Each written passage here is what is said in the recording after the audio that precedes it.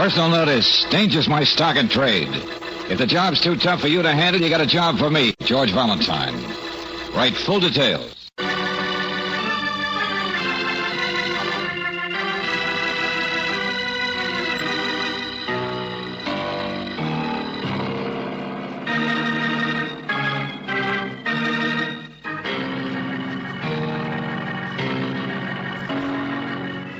Let George do it. And now, tonight's story, A Crime Too Simple. Another adventure of George Valentine.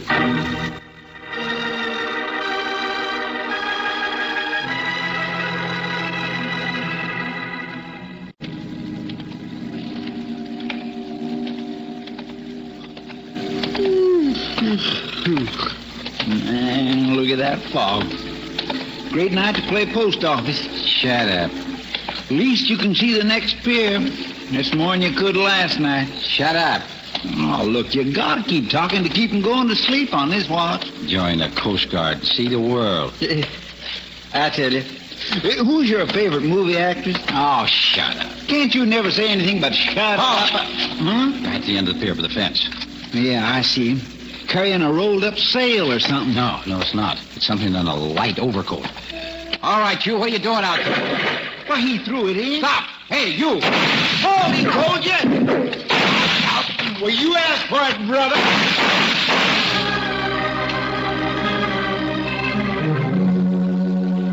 Got him all right. He's dead. Give me a hand down here. Yeah, sure. Hey, what was in the overcoat? Yeah, also dead. Huh? Another man. This guy was tossing in a body, all right. Shot, too. Only, sailor, we didn't do this one.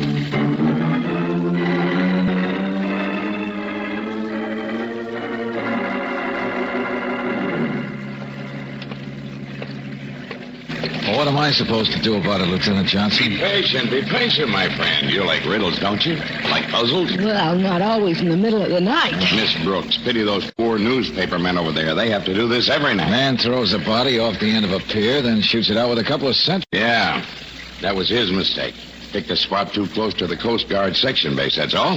Sure, and it may be a story, all right, but it's nothing that exciting. Color, my boy. The feature story, romance, the thrill of mystery. You sound disenchanted, too, Lieutenant.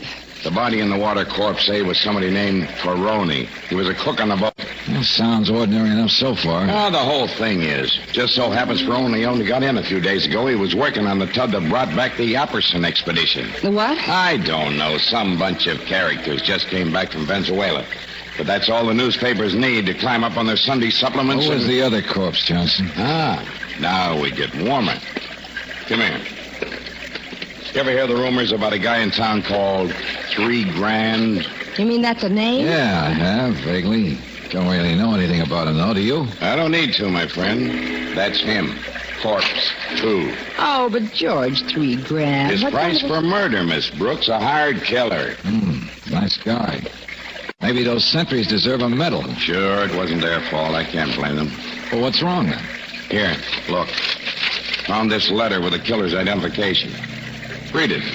Well, thank you for getting in touch with me. From your reputation, I know you're the man to handle my job. Fan letter to a killer. I have recently involved myself in a partnership where there's plenty of money to be made if I play it smart in dealing with my partners.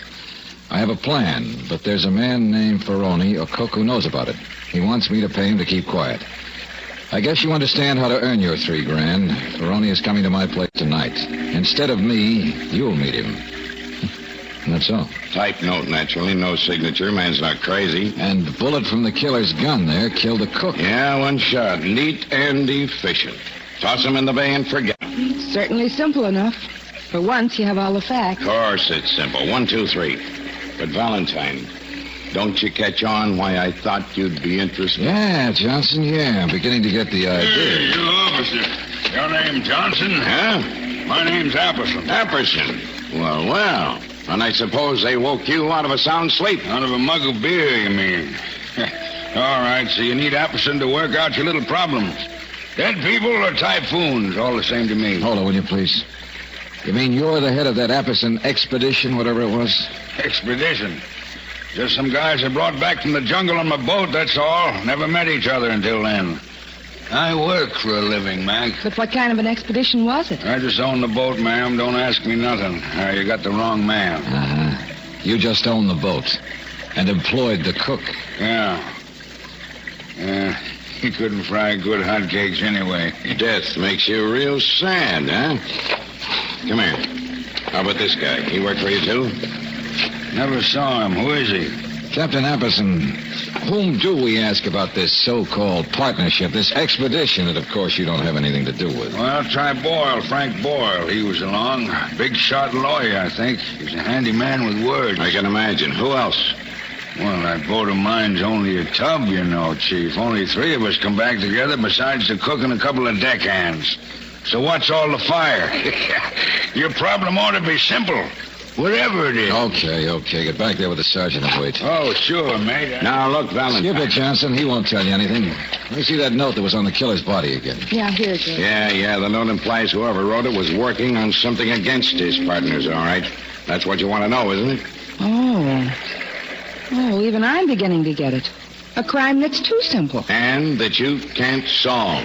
Sure, I know who murdered the cook, all right, and who shot down the killer. But the riddle is, who hired the killer? Some man has a secret. He's double-crossing his partners, maybe. But the only one who knew the secret was the cook. Check. So he hires a killer to kill the cook. Now, the killer's dead, so we can never tell who hired him. I guess now you won't blame me for getting you down here, huh? Ever hear of one like that before? No, Johnson. From here on, there won't be a single clue, will there? This is the overcoat that the cook had on, the light one, isn't it? Yeah, that's right, but... Let me see that gun. You still got it in your pocket, the killer's gun? Sure, No, you don't need to worry about fingerprints. Uh-huh. And he killed the cook with one shot and I guess squeezed off another at the sentries. What are you driving at? Those newspaper men inside. Why not let them help you solve your crime for a change? George, what are you doing with that gun? Nothing. Valentine, what Take the it name of... easy, Johnson. Take it easy. Now you can show the gun around to people. Let them draw their own conclusions. George, Come on, are you Angel. Valentine, come back here. You got me into this, friend. Okay, that's my answer. When a crime's too simple, mix it up. Make it complicated.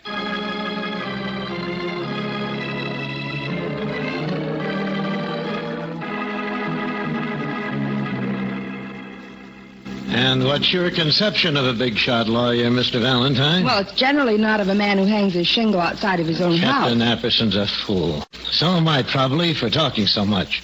But at least it's nice to pretend you're a big success once in a while. Mr. Boyle, this isn't exactly what I wanted to talk about. And since my time's a little short... All right, then, killers. Let's talk about killers. Do you think I'd have enough money to hire one, let alone the good sense not to? Well, why is it called the Apperson Expedition? What sort of a partnership is it that ties you with a man like Apperson and this third party, whoever he is? Oh, that? Mr. Eilers. He's the third one. Lived down in Venezuela. Several years, I believe. Rather a sleazy character, too, in case you're interested. We will be, but right now it's you. Well, what about it? They don't have a legal partnership or anything. They're just 2 people I happened to meet down there. Went up country together and came back home together. That's all. What were you doing in South America, Mr. Boyle? My health. And I'm the kind in physiology books, not mystery stories. You can ask my doctor if I'm... All right. Take it easy. Found something together, isn't that it? What? Down there, the 3 of you. Word expedition means you plan to go back there together, isn't that it? Such a brain. You're doing very well. Well, it's pretty obvious. What is it, a mine? Steel? Oil? Gold? Or maybe some kind of a land swindle that you plan That's to enough, exploit. young man. I'm quite familiar with the law, remember? And you're only to inquire about murder. Any business plans I have for the future are quite out of your... Time's up, Valentine. Mr. Boyle, if you don't mind, we'd like to take you down to headquarters for a few questions. I know. I'm familiar with the procedure. But don't worry, Valentine. They have no right to find out any more than you have. Oh, I'm happy. Oh, is that so? Well, come on. You won't be happy when I get through with you. Johnson, why don't you let your driver take Mr. Boyle down? You come with us, huh? Oh, so nobody likes to ride with a lawyer. All right, sure. Go on. Do you mind? It might be mutual. I'll see you there. Well, Lieutenant? Oh, Valentine. Valentine, look what you've done to me. You and your tricks. Newspaper says mystery bullet. Oh, sure. Somebody noticed the extra bullet missing from the gun. All right, Valentine. Come on. They're around the corner now. Huh? Yeah, come on. Window in the hall looked like it wasn't locked. Yeah, here we are. going back inside, George? Sure, if I can. There we are. Come on, Brooks. Give me your hand. Okay. Okay, Johnson, let's go. So now we're go housebreaking, huh? That does it. Valentine, for the love of Pete, you're not going to find anything here. This bird's a lawyer. What kind of clues do you expect to find laying around? Give me your gun this time. Hey. Now, wait Do a as I minute. tell you, please. Of course there aren't any clues in this case. That's the trouble with it. Too simple. Simple, he says. All right. There you Now, are. Johnson, listen. This would be a good place to shoot a man, wouldn't it? What? Hallway? Sure. And the caliber's near enough the same. Can't tell anyway from the slug. Now, look out. Hold your ears. Oh, Am I crazy? You just shot a hole in the wall. Sure, that's number one. What's the matter? Haven't you figured what I'm doing yet? I'm just fixing it so that you, for once, will have a crime solved by itself.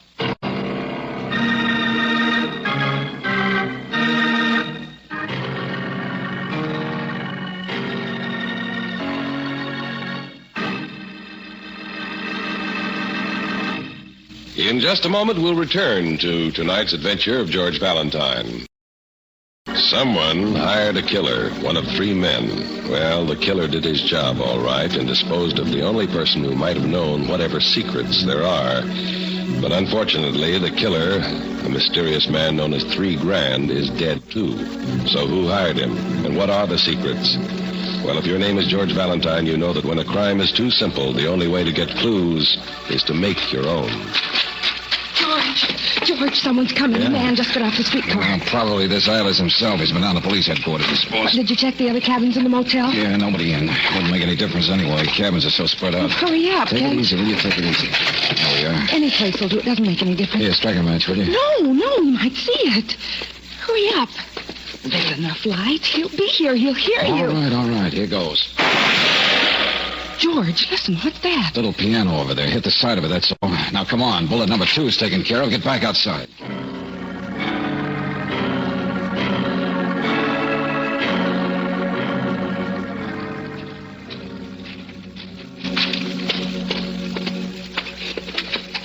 Hello. I didn't see you there. Are you Mr. Eilers? Yes, that's right. Frank Boyle gave us your name. I'm George Valentine. Oh, well, I guess I might have known. That police lieutenant told me about you. I suppose you'd like to come inside. No, this is all right. You've lived in the jungle country for some time, I understand. Little trip to Bogota down the river for shopping once in a while was about my limit. Oh, but I'm an American, all right. See here, I really answered everything I can think of for that policeman fellow. Well, I was just curious what you were doing here. You're apparently not visiting friends. I guess I don't really have... You know what I want, that expedition stuff. I don't have to tell you that. Some way or other, you guys struck it rich. Came up here to organize or sell stock or get equipment. I don't have to tell you that. I worked hard for a living all my life, mister. Don't you understand? We understand there must be something a little crooked about this whole thing, or you'd be willing to tell us. No. Look, I'm not the lawyer. Don't talk to me. Sure, there's lots at stake, but I Why do can't you help- band together with a bunch of guys when maybe one of them hired a killer? What? Why stick together? What are you afraid of? I don't know anything about that murder. I don't know anything about those things. I'm just a planter. I've worked hard all my life. All right, skip it. By the way, I noticed a piano in there through the window. That yours? What? Oh, no. No, belongs to the man who owns this place. My, I wouldn't know one note from an... Why? Good night, Mr. Eilers.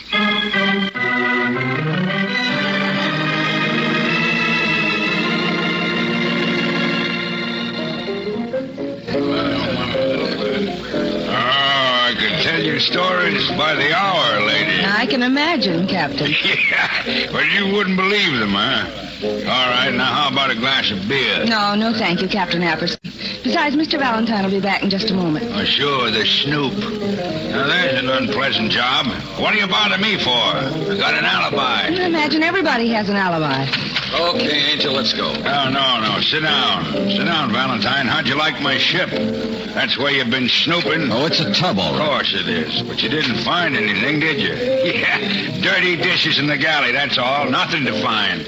Now get off your horse and act like a human. Not tonight, Sailing. Huh? All work and no play. And don't get me wrong, either. I'm all through work. What? Yeah, you heard me. For further details, read the newspapers.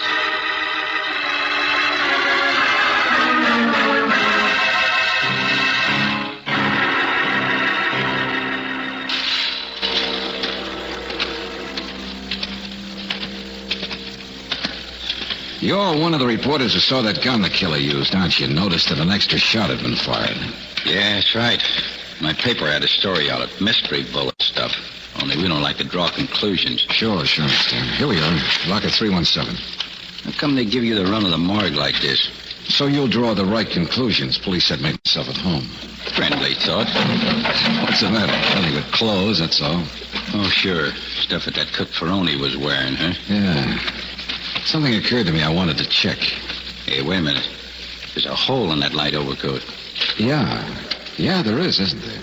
Well, that'd explain the extra bullet. Killer took a shot at him, missed, then hit him with the second one. Try again.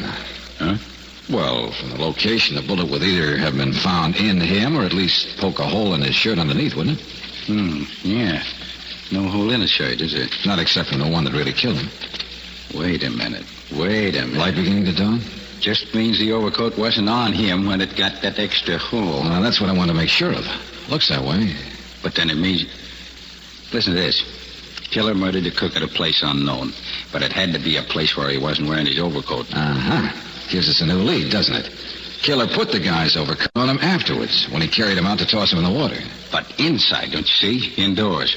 Someplace where his coat could be hit separately by a first wild shot. Proves the cook was murdered indoors, huh? Well, it was a cold, foggy night. What else? A note was found on the killer's body. I think the police will give you the exact text of it now. They will, eh? Well, that's great. Only, that wasn't quite what I meant. Huh? How come you're handing me all this on a platter? Or is it on a slab?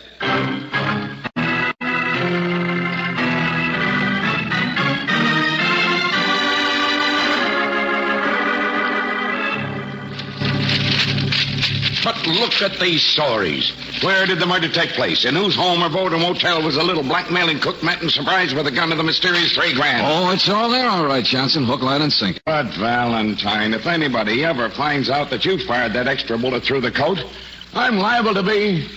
Oh, I don't know. Promoted, maybe? It's neat, all right. The guy hires the killer to take his place when the cook shows up to be paid off. Well, it's where the guy lives, naturally. Or the guy doesn't know where the actual murder happens. Why would he? He's out setting himself up an alibi. And all three at least pretend to have alibis. So now, he starts getting panicky. The murder was indoors. He must have done it right here in my house where he met him, he says. How to make a crime solve itself. Valentine, maybe I love you after all. Come on, what are we waiting for? Think they've all had a chance to read the newspapers? Sure, my friend. One of those three men has had a chance to try to cover up what he thinks was the killer's work. That is the idea, Johnson. One of them has covered up a bullet hole.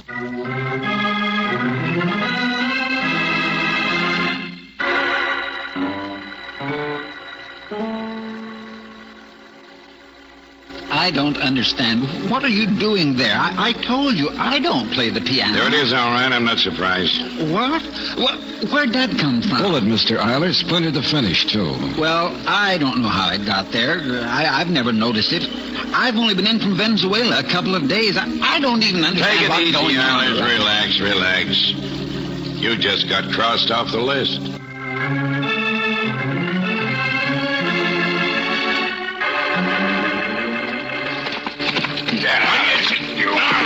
You got no right aboard this boat. That's what you'll think. Oh, that's All right, cut it out. Stop it, will you? Two down, Johnson. The bullet hasn't even been touched. And it was there where Apperson would have found it, all right. What bullet? What kind of a frame are you guys trying to... It's a nice black one, friend, only apparently it's going to fit a lawyer instead.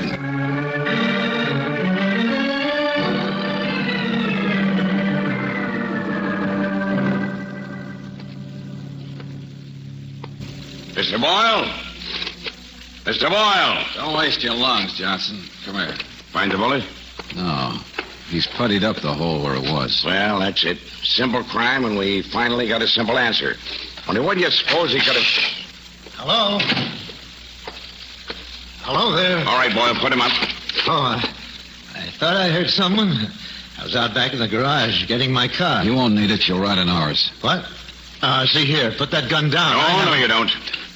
Mr. Boyle, it gives me great pleasure to tell you that you're under arrest for... What? Now, stop it. I was just on my way to see you. Huh?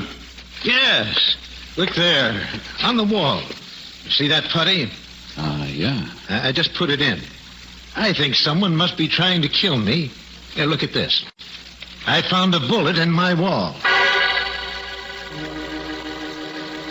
Valentine, I'll murder you. Make a crime simple, huh? Now look what you've done. Johnson, I know, but don't blow your top. Shenanigans all over the place, and now what happens? Not one of them suckers. Not one of them tries to cover up for what he thinks is the work of his killer. Oh, Valentine, for Would it 2 change cents, your I- opinion if I told you our stunt really worked? Huh? Yeah, sure. Get them together. I'll show you.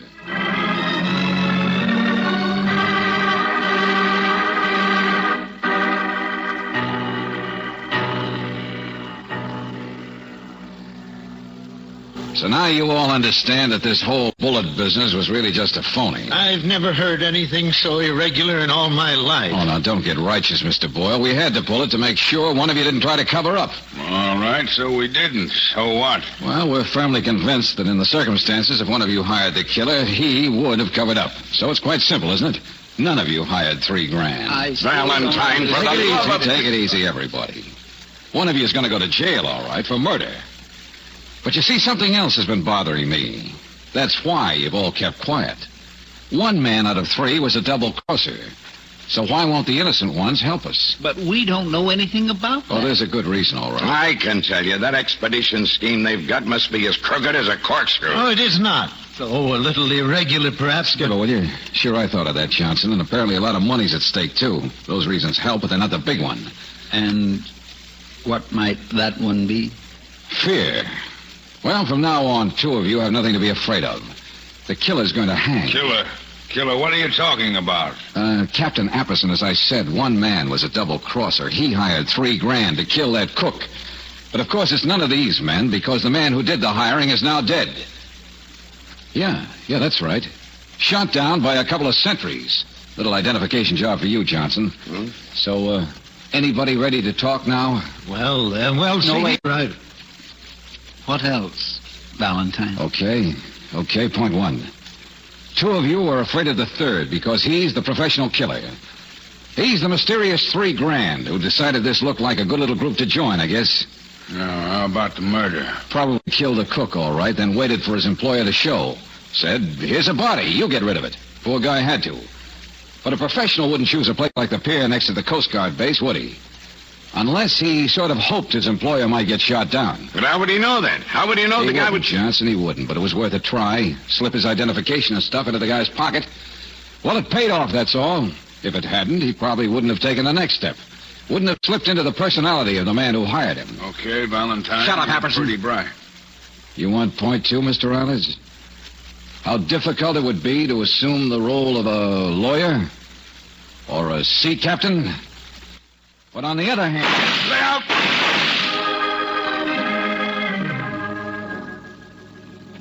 Oh, thank heaven. He said he'd shoot like that if we told. He said he'd do the same to my family. He Now, said... take it easy. It's all over. Nobody's hurt except him. I lose $3,000 or whatever you want to call him, but... Oh, Valentine, now you lucky. Pulling that one out of a hat. Why, Johnson, you mean you still don't know what the clue was? Huh? Let's see if Brooksy got it. She went to grammar school.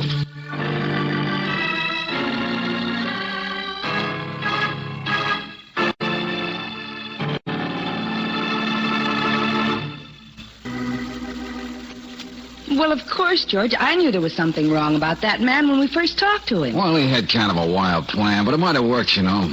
Once the real Alice was dead, the other 2 guys went too hard to keep quiet. Yeah, I wonder but... if they'd ever really let him be a partner in that expedition, whatever it is. Maybe. There was plenty at stake. Now, look, I don't care about that expedition stuff. What it is or why. How did you guess? Well, Johnson, the explanation had to be something like what it was. Once I realized the man who lived in the jungle was a fraud. Yes, the real Islanders lived in Venezuela for years, remember? And yet that guy told us he did his shopping down the river at Bogota. Well? Oh, Lieutenant, really? Anybody knows that Bogota is clear across the mountains. It's the capital of Peru. Oh, Brooksy.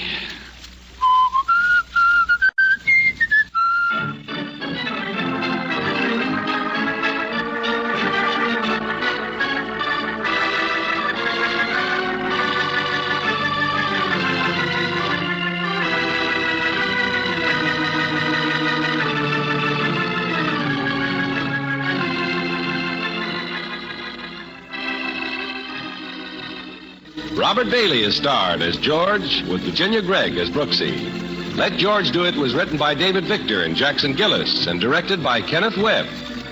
Ken Christie was heard as Lieutenant Johnson, Kenny Ray as Apperson, Stephen Chase as Boyle, Harley Bear as Eilers, and Forrest Lewis as the reporter. The music is composed and presented by Eddie Dunstetter. Your announcer, John Heaston. Listen again next week, same time, same station, to Let George Do It.